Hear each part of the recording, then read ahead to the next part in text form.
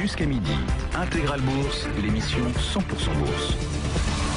Et l'on met les points sur les i à présent avec Olivier de la Marche. Bonjour Olivier. Bonjour. Un petit mot tout de même de ce sommet européen. On en parlait à l'instant avec Xavier de Villepin. D'aucuns nous disent on s'était fixé un programme plus modeste et du coup il y a eu moins de pression et du coup c'est un succès. C'est une analyse que vous partagez ? Ah bon, il y a eu un succès, j'ai pas vu. Ils ont rien réglé sur la Grèce. C'est le sentiment général, dirons-nous, depuis ce matin. Ils ont rien réglé sur la Grèce. Ils ont ressorti cette histoire de taxes automatiques aux mauvais élèves. Enfin, tout ça, c'est quand même. Ils ont remis des plafonds de déficit budgétaire mais qui existaient déjà. Ils ont mis des pénalités mais qui existaient déjà en disant qu'elles sont automatiques cette fois-ci. Enfin, je vois pas très bien ce que ça change. La Cour de justice européenne pour intervenir par exemple. Et en plus mettre des pénalités à des gens qui sont déjà en déficit me paraît une crétinerie sans nom. Donc voilà, enfin c'est comme d'habitude, il y a rien. Et comme d'habitude, le marché se pâme devant cette inefficacité. Il spam côté action, côté oubli. En revanche, ce sont les chaises musicales. Ouais. D'Athènes, on passe à Lisbonne avant. Disons peut-être que le marché obligataire est un peu plus perspicace que le marché action. Voilà, donc quand on voit le 10 ans italien se calmer, repasser sous les 6%, ça se calme sur l'Italie, c'est normal. Ça se calme, c'est ponctuel. Pendant ce temps-là, on s'occupe du Portugal et on s'occupe de la Grèce. Donc chacun son. Vous savez, il y a des mouvements comme ça. Là aujourd'hui, c'est Grèce et Portugal parce que si on règle le problème d'ici la fin de la semaine de la Grèce, je conseille à nos politiques européens de pas ranger leur stylo parce qu'il va falloir qu'ils s'occupent du Portugal juste derrière. Donc sinon en même temps ça serait pas plus mal. Donc voilà, enfin je veux dire aujourd'hui vous avez européen, il s'arrêtera en gare de Lisbonne ou non, effectivement il s'arrêtera pas en gare de Lisbonne, les gens ne réagissent pas Dublin, mais Madrid, Lisbonne c'est quand même très très proche de l'Espagne, je vous le rappelle, et il y a beaucoup de liaisons entre l'Espagne et le Portugal. Donc le prochain c'est l'Espagne et puis c'est tout. Enfin, je veux dire, on le sait, ils ont publié des chiffres de chômage qui sont juste stratosphériques.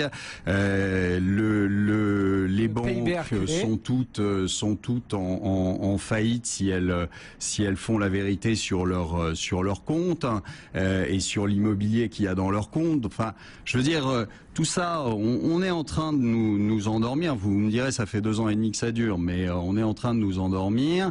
De l'autre côté, il y a Monsieur Draghi qui est à carnet ouvert pour imprimer des billets.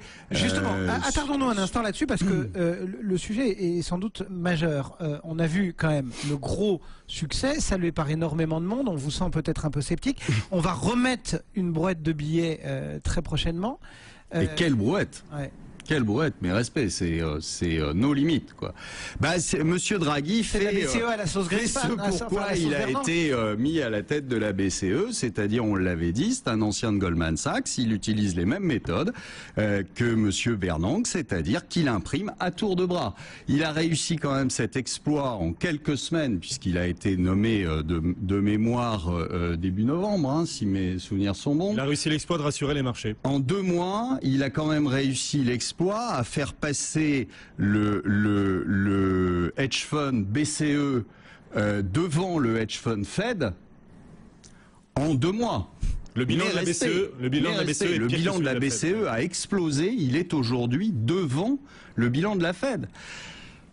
Alors Guillaume le disait, d'une part rassurer les marchés, mais de l'autre... ça a rassuré les marchés, on se demande d'ailleurs bien pourquoi. De l'autre, est-ce que ça met quand même de l'huile dans les rouages? C'est juste affolant. Est-ce que ça met quand même un peu d'huile dans les rouages? Ça met de l'huile, ça permet à une bande de rigolos de continuer à faire monter certains actifs, notamment les actions. Donc ça ne met de l'huile que dans les rouages financiers, mais pas dans l'économie réelle. Ça met absolument pas d'huile dans les rouages économiques, et on le sait tous, ça fait longtemps qu'on sait qu'il n'y a pas de retour dans l'économie, pour la bonne et simple raison que les banques ne prêtent pas.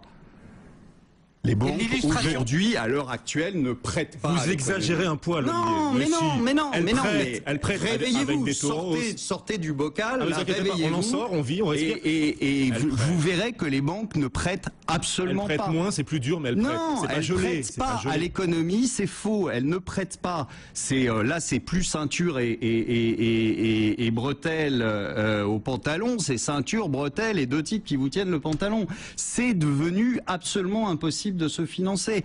Parce que pourquoi ? Parce qu'elles jouent sur les marchés. On sait très bien de toute façon que c'est une espèce de boucle aujourd'hui et que votre argent ne circule pas.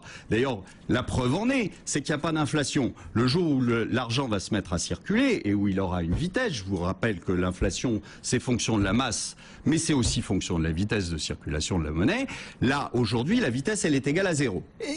Et c'est bien pour ça qu'il n'y a pas d'inflation. Le jour où ça va se mettre à avoir une vitesse, vous allez voir l'inflation démarrer. Vraiment. Est-ce que c'est aussi pour ça, Olivier, que deux de nos candidats ou pseudo-candidats veulent que la force publique vienne soutenir les PME, par exemple ? Mais c'est un gag. Enfin, je veux dire, on va créer quoi ? On va créer une autre banque ?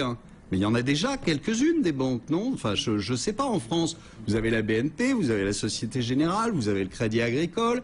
Il y en a déjà un certain nombre. Qu'est-ce qu'on va aller faire une autre banque ? C'est bien la preuve d'ailleurs que celles-là ne font pas leur métier. Sinon, il n'y aurait pas besoin d'en faire une autre. Donc, me dites pas que les banques prêtent à l'économie. Pourquoi est-ce qu'ils veulent en faire une autre alors ? Pour prêter à l'économie, justement, il y a quelque chose qui ne va pas. Il y en a déjà une tripotée existante. Tout est dans la nuance. Donc ça veut dire qu'ils ne prêtent pas. Quand vous dites qu'il y a un gel, ça veut dire que c'est mort. Voilà, qu'il y a plus. C'est mort. Je peux vous dire, essayez aujourd'hui de faire financer quoi que ce soit, à part si vous avez 1 million d'euros et que vous demandez qu'on vous prête 50 000 euros. Là, oui, ils vont vous le prêter. Sinon, c'est pas la peine. Olivier Delamarche et son franc-parler au cœur d'Intégral Bourse. Merci Olivier, associé, gérant chez Platinum Gestion.